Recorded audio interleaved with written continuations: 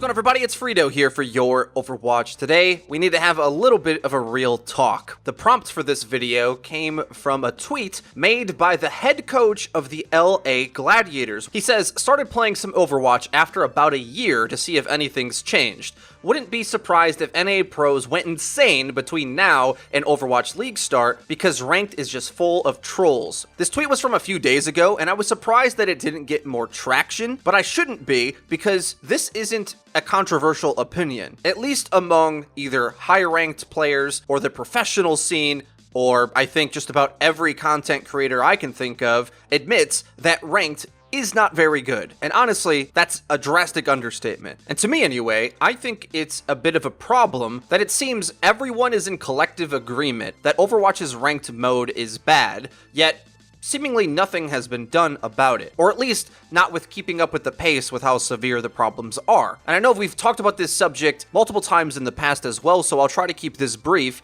but what are the problems exactly? I think a lot of people would say something different depending on how wide of a scope of perspective you have on the entire system. A lot of times I hear from pros that they think boosting is a much bigger problem because it seems like the teammates they get in their games don't really know how to play the game, at least not to the degree you would expect to have to earn a fairly high rating. But here's the thing, and this is the crux of the entire ranked mode. You don't actually have to be good at the game of Overwatch to gain rank. Gaining rank is like a sub-mini game within the game of Overwatch. Actual Overwatch is amazing. It's the best game I've ever played, hands down. I'm in love with it because you have all the complexities of a normal shooter game with an objective and maps to change the play experience on how you have to approach different engagements, and on top of that, an extremely deep hero meta that allows for multiple layers of complexity on top of that. But you don't play actual Overwatch the vast majority of the time when you're playing ranked. Let me explain with an analogy. Overwatch is a nearly perfect game in terms of its core concept anyway. Put balance issues aside, bugs and all that, we can always gripe about those things, but the core of the game is essentially a perfect starting point. As refined and as crucial to our lives as a normal IRL sport like basketball, let's say. But the major problem is in the way that you have to play it. The systems surrounding the matchmaker, how it rates you, and everything else are the problem. So in basketball terms, playing Overwatch's ranked mode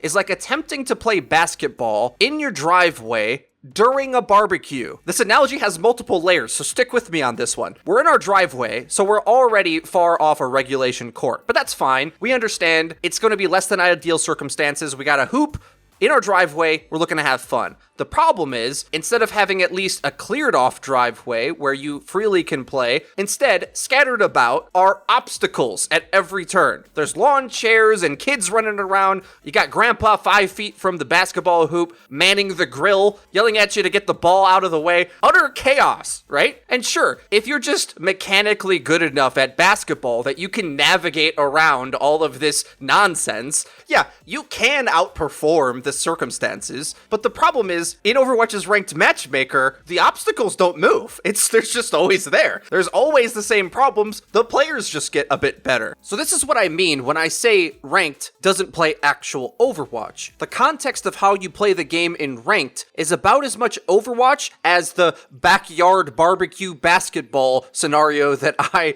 laid out is basketball. Eddie said this to me the other day, and I thought it was just too perfect and poetic. If you play CSGO, I think you understand this completely. The way Overwatch Ranked plays simplifies the game like if every round of CSGO was rush B no stop. Well, what about buy rounds? What about a full B execute? What about an execute into a rotation fake? What about a waterfall strat? What about a double op setup? No. Just full out rush B no stop. Just about all the complexity of the game is somehow removed, and we're left with just some of the most basic mechanics that the game has to offer. And going back to DPay's tweet, it seems he was partially blaming it on the region, saying NA practice is just worse than practicing on Korean servers, but NA just has way more casual players. So yeah, if you're in the esports mecca of the world, even a dysfunctional system can produce quality games, but I think if I were Blizzard, I would be doing everything in my power to structure the system so that it produced results rather than hoping that the community does it for you. Because we've already seen what the community does when it has control. I want ranked to have more structure and more control over how you interact with it rather than being at the whim of the chaos of everything. So, what are the things that we think will help do that? Much of these won't be a surprise, but I would say it's a shock that they haven't at least attempted a basic role queue for one season. They only last a couple months. If it's a complete failure, you could just revert it, right? What's the worst that's gonna happen? I don't think anybody is a fan of getting matched up with teammates that just don't form a real composition. And most players don't want to have to fill, and in fact, probably can't. Even if they do. You don't want somebody to just fill on Reinhardt.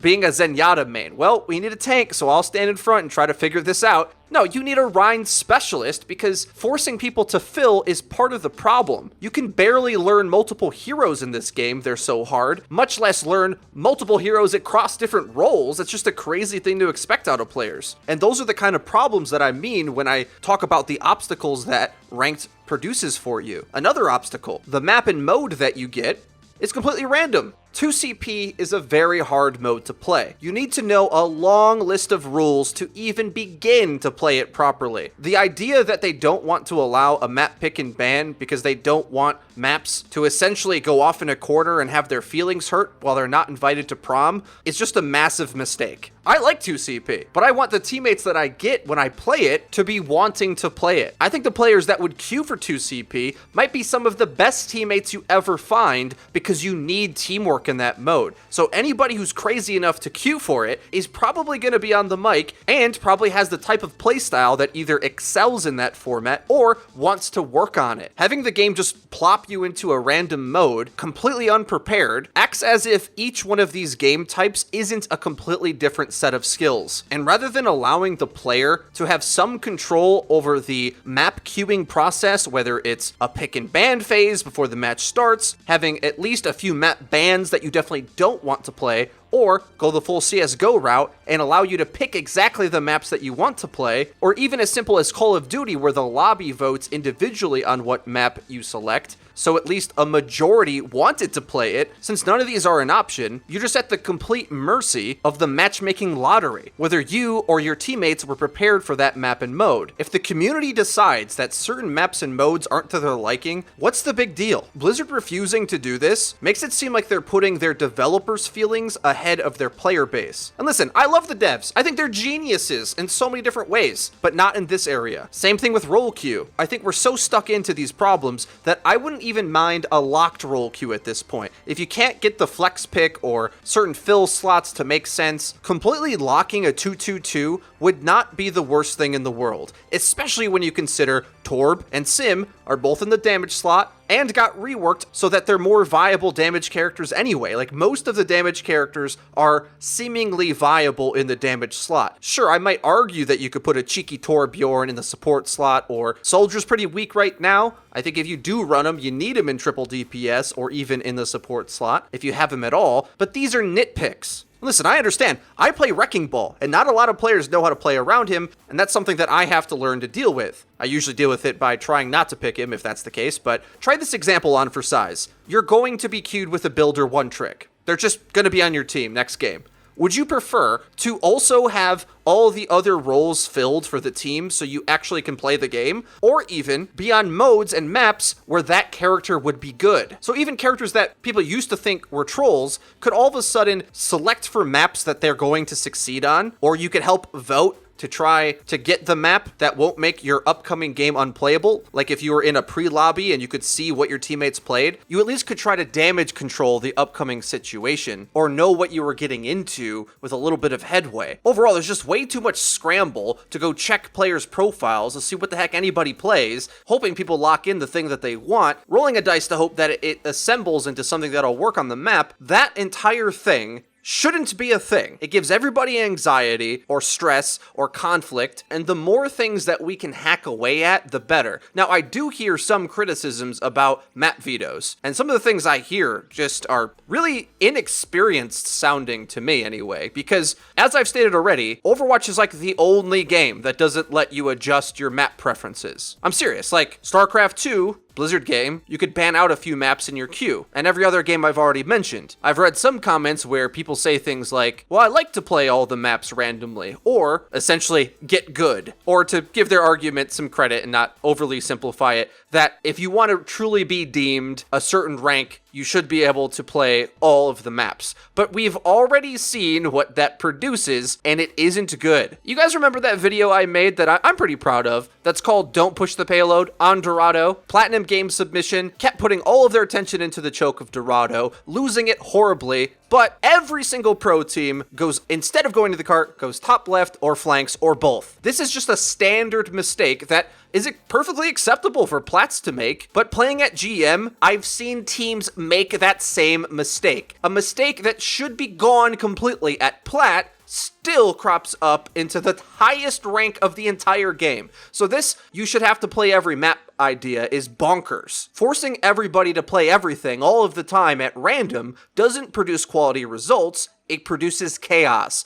You as a player don't really dictate how good you are on a map. It's the same way that you don't dictate how good you are at all of the heroes. You can't be good at all of them, right? It's the same thing on maps because you probably are better at different heroes, different playstyles, so you should be able to focus on that. Being able to focus and hone in on different skill sets, whether it be roles or map types or any other restrictions and structure that we can put into ranked, is badly needed. And further on with the locked roles issue, I understand that the pro scene currently doesn't have locked roles, so the game would drastically be different in ranked play. But don't you think it would be better? Right now, we're seeing 3-3 compositions get mirrored, and it's some of the ugliest Overwatch to watch, and not really a representation of what the game is supposed to be, in my opinion. And what's everybody's biggest balance concern right now? Just about every player that I see talks about Brigitte, or maybe Doomfist or Sombra if you're at the really high levels, but the majority of the player base thinks Brigitte is too strong.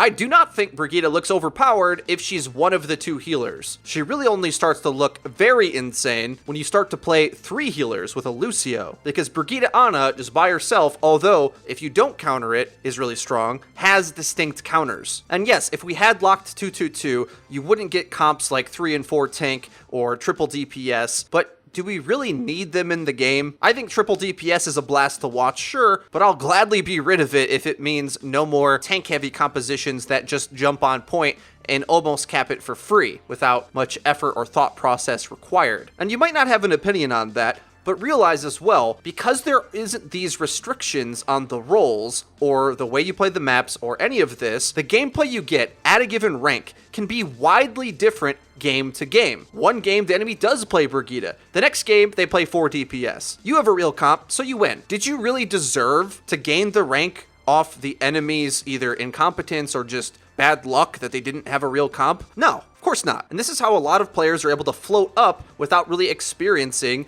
conflict in how to overcome problems that the game should be presenting itself to you. So it's impossible for players to learn. Remember, I just reached my career high again. I don't really feel like I learned that much. I got better mechanically and learned how to play in matchmaking better, to some degree anyway, but most of the games aren't contests one way or the other. So it's actually really hard for me to improve, and when I start to get up to the higher ranks, which all of a sudden I'm playing up against Shadowburn or Architect, which actually happened, by the way, I'm not practiced enough. I put in the work to try to improve to get up to ranks where players are good, barely getting tested a lot of the way, and then randomly a tryhard game comes up, and it's like a wake-up call. It's like, oh god, now we gotta try again. Oh gosh, what do I do? How do I play this game again? I don't know. It's just been Game of Throws one way or the other for like the past couple hours. And in the same way, I've played up against insane players and beaten them just because their team was throwing, making horrible decisions or picking terrible characters for the situation or whatever the case may be. So to round out this video, those two aspects, I think, have to be addressed to some degree, in my opinion, because other games worry about those problems for a reason. And that's a shame because I think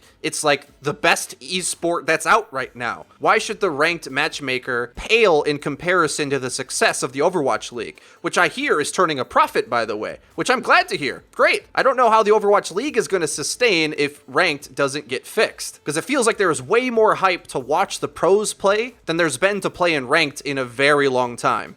As just a tail end point, the other thing that I think they really should have done a long time ago is really lightened up on the disadvantages for grouping up. It's just a big mistake. I've explained this in the past, but effectively splitting the queue to try to give groups harder matchmaking while not just giving them their own queue with a separate skill rating is a massive mistake. And it's a missed opportunity because if you want solo players to be better at a given rank, if they had to play up against groups regularly and were confronted with the actual game more often, you wouldn't get these scenarios where a bum like me can just float up to lower GM, not playing that well. Instead, if you want to go into the queue solo, it's going to be hard, and if you're able to get into a high rank playing up against groups more often, you would be a very good player. This is the major benefit of not restricting the ability of groups to gain rank, which it seems like at every step and opportunity, though it's decreased a bit, grouping has been held back from being a viable way to gain rank. And it's probably one of the most destructive things about the ranked matchmaker. Think of it like this. If you think your teammates aren't very good at your rank, how much better would they be if you all regularly had to beat groups to maintain the rank you're at? This is the key point that I think a lot of people ignore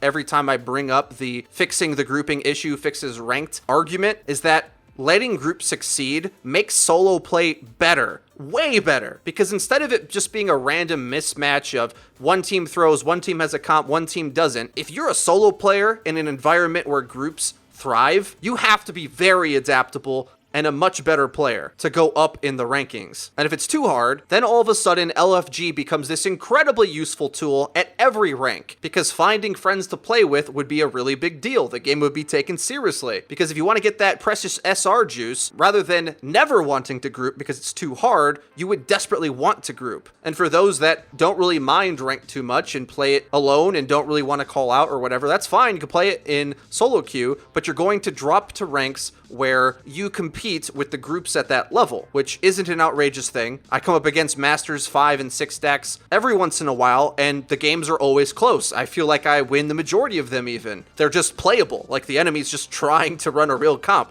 which, in my opinion, is what you want, even if it makes the system harder, which, by the way, is what a ranked system is supposed to do. It should be hard. It shouldn't be this, like, lazy river that you can float along in casually, and as long as you don't make too many mistakes, you'll rank up. No, that's not how a normal esports game works, but it's how Overwatch works, and that's a major tragedy. Guys, I hate to end the video in such a down note, but I think we've gotten a lot up in the air today. We had some goofy analogies. I try to have a bit of fun, but I'm serious. The game badly needs an overhaul to the way it treats ranked and the hands-off approach that Blizzard has. I want to see some big plays made in order to make ranked a different experience, because up until now, I would say ranked has been a failure.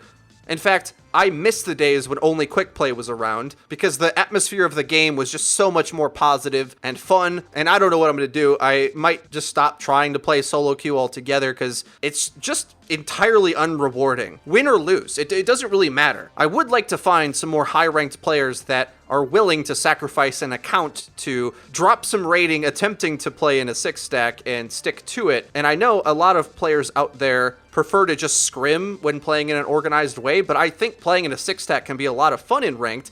It's just going to tank your SR until your team starts to really work through its problems. So if you are a high-ranked player, I want to get the word out that take a screenshot of your career profile for me on Twitter, and players that have peaked around the same area as myself and some other friends that I've already got. I was nearly 4.2k, so around 4k or so. You can hit me up and we can try to team up and go through the growing pains of attempting to learn Overwatch for real, because as the video has gone at great lengths to describe, the solo queue experience is just not where it needs to be, and I hope Blizzard fixes it. Guys, if you enjoyed the video and you found it useful, please be sure to leave it a like. It really does help us out, lets us know that you're enjoying the content, and if you haven't already, please subscribe, because we do upload each and every day, so you're going to want to hit the bell icon so that you get notified when our videos go live. Link to the description is our Twitter, where we tweet out news, updates, and dank memes. That's been it for me. I've been Frito for your Overwatch. I'll see you guys next time.